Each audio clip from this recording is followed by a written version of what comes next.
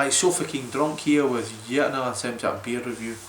Beer I'm going to review just now is not actually a beer, it's a lager. It's from my home city of Glasgow, and it's the Tennents original export lager, 4.7 on a Richter scale.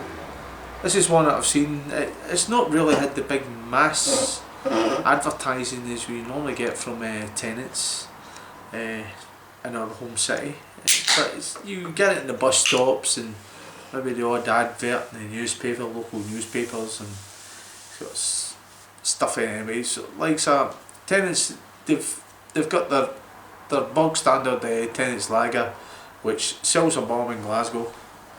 So anyway, I've dug out my Tennents glass, my one with all the sayings on it, which I brought out for the Tennents lager, kindly bought for me by my wife. A lot of people say, ah, you stole it at a pub. I didn't. Actually, she bought it online for me. So there. So anyway, here's the Tennents export. Here's the pour.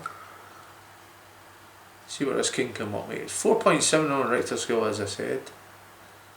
They have tried before to launch lagers in Glasgow that have not really worked out for them, because nothing seems to get by the normal Tennents lager.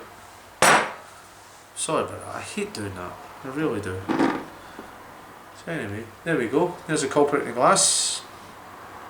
Right away there's a lot of effervescence going up there. A lot of carbonation, effervescence, whatever you might call it. I prefer to call it a lot of life in that glass. Hope you can see that. I'm going to slam that again actually. Try and get rid of the frog's eggs, as I call it. There you go. A nice big foamy head on it from Tennents. So anyway, I'm going to dive in here.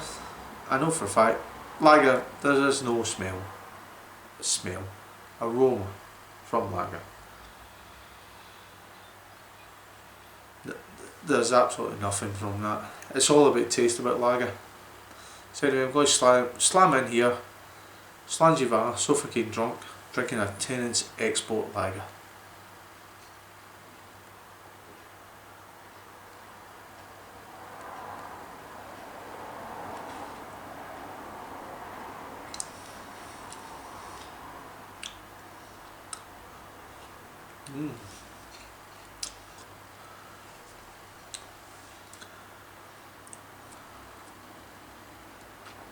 Well, it tastes nothing like its original, Tennents original. And I thought actually, you used to have a lot of guys long in the tooth and as grey in the hair as me. Tennents used to have a beer called Tennents Gold. I'm talking a long time ago, maybe about 20 years ago. Used to come in a wee dark green bottle, wee fat green bottle. To me it tasted very, very similar to Beck's. It tastes nothing like that as well. I thought it was going to be Tennents Gold relaunched under a new brand. Doesn't taste like that either. It's, what would you say about it? It's, if you're a Tennents lager drinker, to me like you would want the original over this. But if you weren't a Tennents lager drinker, which I'm not really, when I used to drink lager I used to try and stay away from Tennents, you would maybe try your Continentals, your Stellars, your Kronenbergs, your Americans like your Budweiser, your Coors, stuff like that. You might dabble in that. You could see yourself having a session on that maybe on a night. You would have maybe a session on that one night, but I don't think you would repeat the same performance the week after. Don't get me wrong, it's got a lot of good characteristics about it. Like I've drank some out of that just now, and it's kept the head all the way down the glass, which a lot of lagers lose the head when you get down a little bit. This is actually still sat there. It's still pretty thick, if you can see that.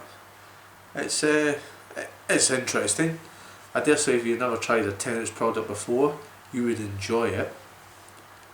We'll get back in here and see what I can come up with.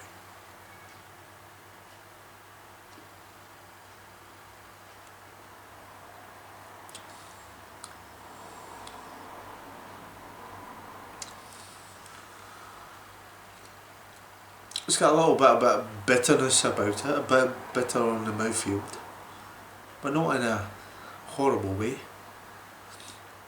I wish I knew what the hop is. Is it SARS hop? I don't know. I'm just clutching at straws here. I don't know what it is. There's a little bit of bitterness about it, a little bit of fruit field from it as well. It's not too bad, to be honest. But for me personally, it's not one I'm going to session on. But there's a lot of guys out there like Tennents Lager in, I was going to say Glasgow, that's being biased. In Scotland is, I would say, the #1 selling lager in Scotland. It's got a lot of people, a lot of fans. My dad was a big fan of Tennents Lager. They can't see past it. Tennents is #1 to a Tennents drinker. They won't drink anything else. They're a bit similar like the old scenario about Guinness drinkers don't drink anything else. Well, Tennents Lager drinkers don't drink anything else. It's nice, but to me it's like if you visit it and you've never drank Tennents before, you will really enjoy this. If you're a real Tennents Lager drinker, you probably think, yeah, I prefer the original, and you probably are right.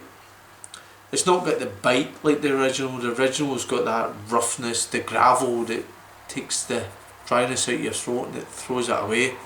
That hasn't got that, and it's nothing like Tennents Gold either. For anyone that's about the same age as me, about 150, Tennents Gold to me tasted like a German brew, like a Beck's. It had that kind of flavouring to it. So anyway, it's a Tennents original export. It's not a bad brew. I'm going to tell you that right now. It's not a bad brew. It's definitely not for me because I'm not a big fan of Tennents beers. Although the original, I used to enjoy it when I used to have hair and it was a wee bit longer and I was chasing the women. I used to drink Tennents Lager before that I found out about craft beers. So anyway, the Tennents, there we are, the culprit in the glass. The Tennents Export, 4.7 on a Richter scale. I'm going to give that, and it is my home city. My dad never drunk this like I did in my Tennents Lager review, so it's not getting full marks. I'm going to give that a 6 out of 10. So anyway, if you've drank the Tennents Export, give us a shout. If you stuck along to the end of the video, Slanjiva, Sofa King Drunk will tell you, it's not bad, it's beer, innit? You'll drink it. So, Slanjiva, I'll see you in another beer review. Ciao for now. Adios, amigo.